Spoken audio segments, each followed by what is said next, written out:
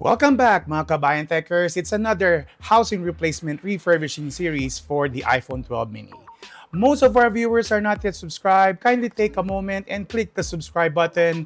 Thank you very much. We take out the battery and the display. We do have all the adhesives and all the button. We take out the cowling for the rear camera, disconnect the rear camera and put it on a plastic bag, disconnect all the cables and also the Face ID modules.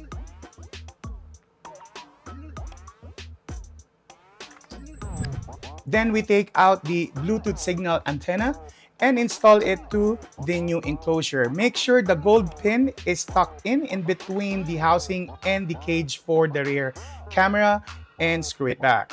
Let's take out the cowling that covers the connector for the Taptic engine and disconnect and remove the Taptic engine. Next, we remove all the screws for the logic board, take out the SIM tray and push back the pin. Then we take out the cowling that covers the flash and also the mic. Then we take out the logic board and eventually remove the flex for the flash. And we remove the gasket for the mic and put it on the new enclosure. Next, we use a gasket for the flash. And I'm going to screw it back again. Then we take out the rest of the cables on top where the NFC is and also Wi-Fi and Bluetooth and carefully disconnect it. Take out all the gaskets and the pins and put it back on the new enclosure. Next, we're going to remove all the flex that are connected on the side for the volume up, volume down, and also the silent switch. We take out the cover for the power button and unscrew it. Then I take out the lock for the display and we're going to transfer that to the new enclosure. We put isopropyl alcohol to loosen the glue and carefully remove the side flex and also the charging flex for us to give way to remove the charging coil. Then we use isopropyl alcohol. I use a flat tweezer to give room. Make sure that you are separating the coil itself and not the mylar cover. And when there is a window, I will use a black stick to make room and push it up. Then we remove the coil. Make sure that the coils are intact.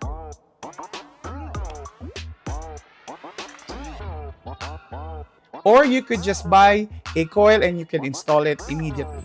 Then we take out the magnets, or you could buy a set of magnets that you could just adhere to the new enclosure. I take them out one by one and use glue to put it back to the new enclosure. If the magnet breaks, it's okay, then just go on. Then I put double-sided adhesive Captain tape to protect the glass enclosure for the back and also the magnets.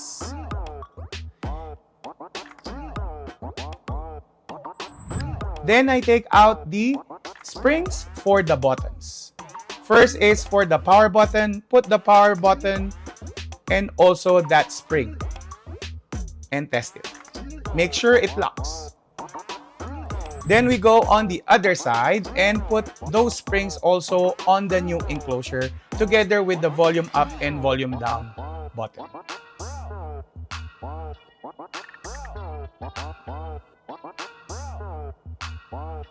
After that, we remove those locks that holds the display and put it on the new enclosure. Now we take out the cover for the double-sided Captain tape and put in the coil in the middle and make sure the silent switch is installed. And we put back all the screws for all the volume buttons, silent switch, and also for the power button. Make sure that the silent switch is working. Then we take out the charging flex there and remove all the screws. We remove a cowling that connects to the speaker and totally remove the speaker itself. Next, we take out all the screws underneath it There is a cowling that covers one of the sensors for the charging flex. Be careful not to break it. Then we take out the screws underneath, and we also take out the two screws that holds the charging port connector. Use isopropyl to soften the glue and gently take it out. Then we remove the gasket for the speaker and the mic. We put it back into the new enclosure and put back the charging port flex. You notice that I put in a lightning cable just to align the port, just to make sure. And then we put back all the screws. Then we install the speaker again.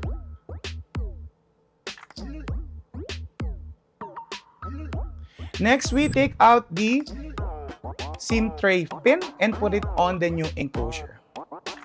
Once you put it in, then we install now the logic board. Make sure that there are no cables sandwiched in between the logic board and the case, and connect them one by one. After I connect all the cables, I now put back the screws for the logic board and then put the cowling for the flash. Then I install the Taptic engine and connect it to the logic board. Put in the cowling.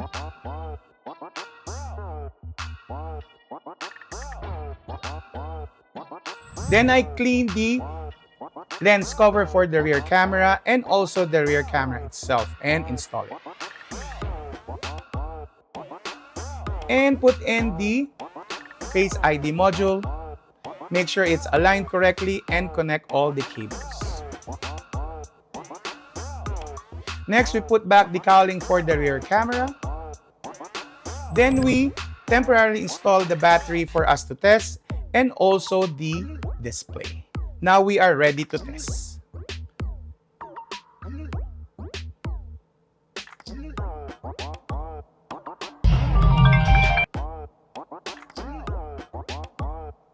And if everything works fine, then take out again the display and the battery and put all the adhesives.